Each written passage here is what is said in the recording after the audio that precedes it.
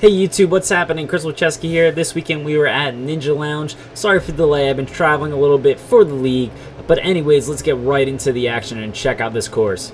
So the first obstacle, they had a body prop that you move through. Next was the jump hang. Competitors jumped and moved through pretty quickly, getting to that dismount. Then was a short rock traverse following up the next thing. Competitors that made it through the rock traverse would then move on to the monkey bars directly into the ring toss. They were separated into two different obstacles. Next was the floating doors. Competitors used the cannonballs, but then the bottom was just about the same. Moving into the next obstacle, competitors would do the jumping spider. Pretty easy variation there. Then going into this balance obstacle that the Ninja Lounge named the Snake Crossing. Looked like it was two offset balance beams. Competitors walking on bars. Then they went into laches. Following that, competitors did the Supersonic, this precision balance running obstacle.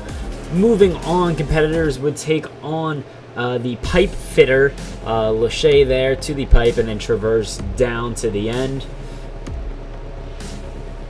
Next obstacle would be the Big Dipper, so they would slide and then dismount directly to the cargo net. Following that up was this cool new obstacle, the Salmon Spinner. Remember guys, comment on your favorite obstacles for most creative and most difficult, because we will be doing that at the end of this season.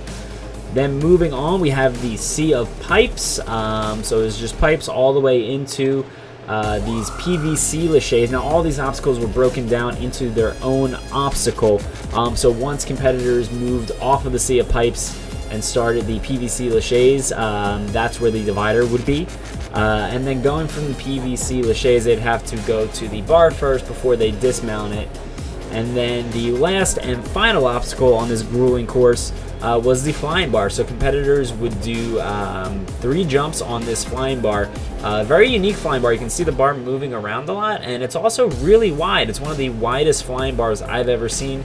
That's got to make it pretty difficult to control. But anyways, that's the end of this course for Ninja Lounge. Let's take a look at our athletes and see how each of them did. So coming in third place in the female division, we had Kat Butler. She crushed the beginning half of the course. She was looking really strong as she moved through some of the tough upper and lower body obstacles. Unfortunately, she got tripped up on the super. So coming in second place, we had Charity LeBlanc. She crushed the beginning half of the course. She made some of those early obstacles look really easy, but then when she got to the Supersonic, again, she just didn't have the stride length to actually make it through. Finally, in first place, we had Rachel Brown. Now, Rachel moved into first overall for the NNL season with this victory. She now has 15 points overall, and she is the top female. Remember, the top female gets a grand prize at the end of the season. So she looked really strong beginning out on the course, and then she got all the way to the through the Big Dipper, but then transferring into the doorknobs, it looked like she had a little bit of trouble. They seem to be pretty big-sized doorknobs, so I'm wondering if her size put her at any type of disadvantage.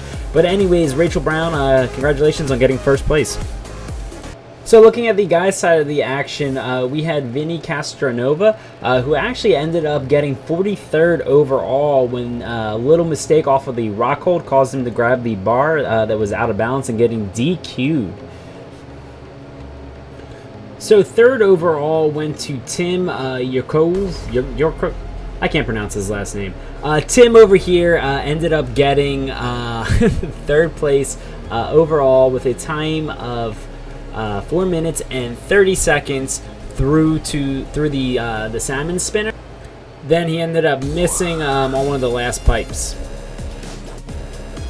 Coming in second overall, we had Joseph Rosello. Now, Joseph has done a lot of comps this season so far, so I'm super happy to see him qualify here at Ninja Lounge. He is a very strong athlete, and he did really well on the course. He had a time of 4 minutes and 2 seconds through the Salmon Spinner before he ended up failing on the pipes as well. So finally, we have our first place overall finisher, Ernest Phillips, aka Enoch. He went out there and he crushed it. He was the only athlete to actually make it through the Sea of Pipes and onto the PVC laches. He was not able to complete them. However, he was able to complete the Sea of Pipes in 6 minutes and 10 seconds. Ernest is already qualified, so this win puts him up in a tie for first overall in the male division for the NNL. So that does it for us this week. This weekend we actually have a break, so go out, enjoy Labor Day, get some ninja training in, and then, like, comment, and subscribe.